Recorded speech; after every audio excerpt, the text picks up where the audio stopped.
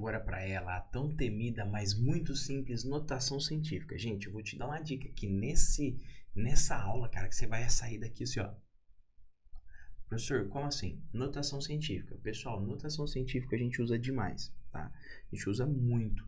E você acha assim, nossa, é muito difícil. Mas depois que você pegar a manha, fazer exercícios, fazer contas, usando o conceito de notação científica, cara, tu vai arregaçar, beleza?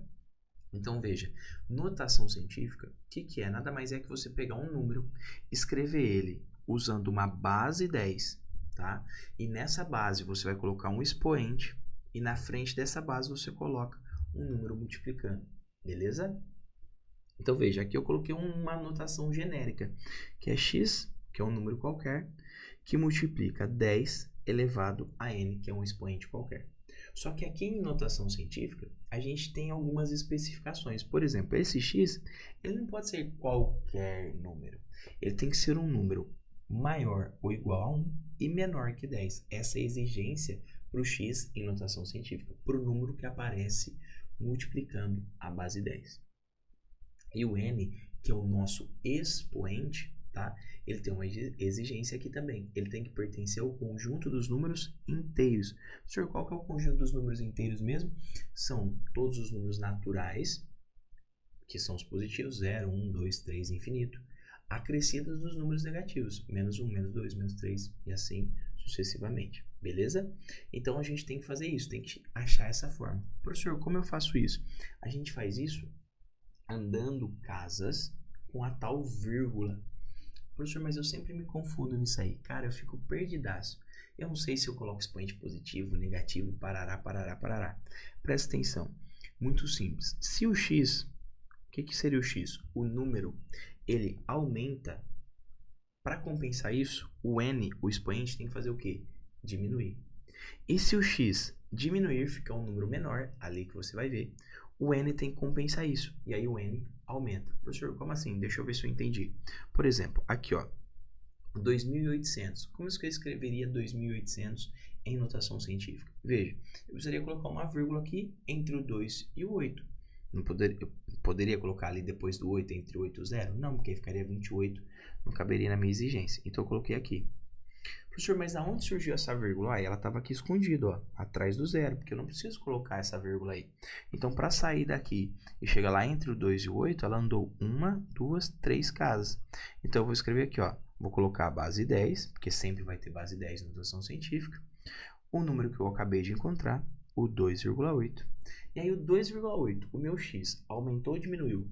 Ah, professor, antes aparecia 2.800, agora é 2,8. Diminuiu. Então, se diminuiu, o n tem que fazer o quê? Aumentar. Ele tem que ficar maior, né? Ele tem que ser aumentado. Então, quantas vezes esse n vai aumentar? Ó, eu andei 1, 2, 3 casinhas. Então, eu vou aumentar 3 vezes. Então, ficou 2,8 vezes 10 ao cubo. Simples demais.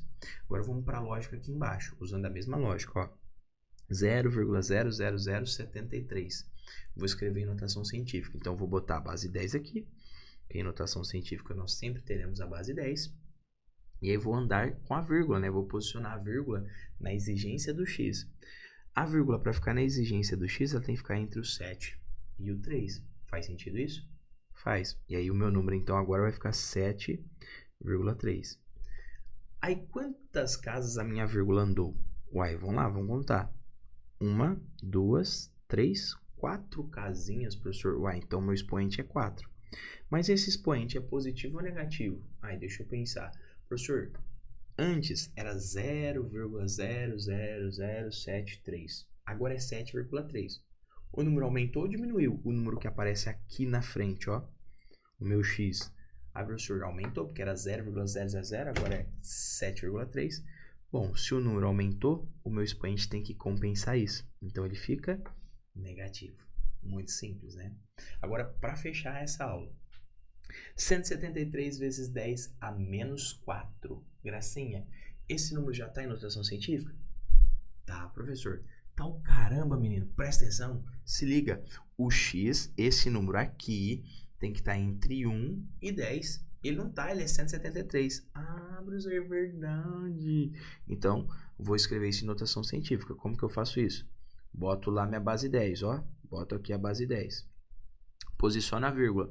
Para isso ficar coerente, eu tenho que colocar uma vírgula aqui entre 1 e o 7. Professor, mas de onde surgiu essa vírgula? Ela estava escondida. Ó, ela estava aqui atrás do 3. Lembra que eu não preciso necessariamente colocar essa vírgula aqui? Então, ela andou 2 casinhas, né? Então, eu vou colocar aqui, ó, 1,73.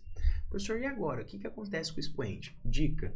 Copia o expoente que você tem, que você já tinha, e faz uma análise das casas que você mexeu.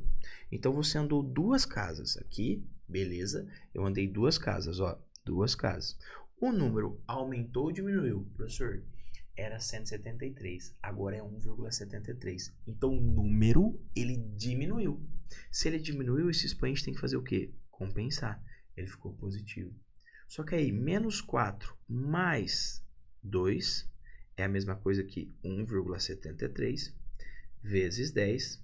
Se eu devo 4, pago 2, eu ainda fico devendo 2. Fechou? Pessoal, então notação científica é muito simples, desde que você saiba o que está fazendo, né? Eu acredito que essa dica aqui, ó, mano, não tem como. Se você praticar com questões usando a dica, coloca a dica do lado, mano, você não erra. Fechou? Bora para a próxima aula que tá só começando. Liga os motores.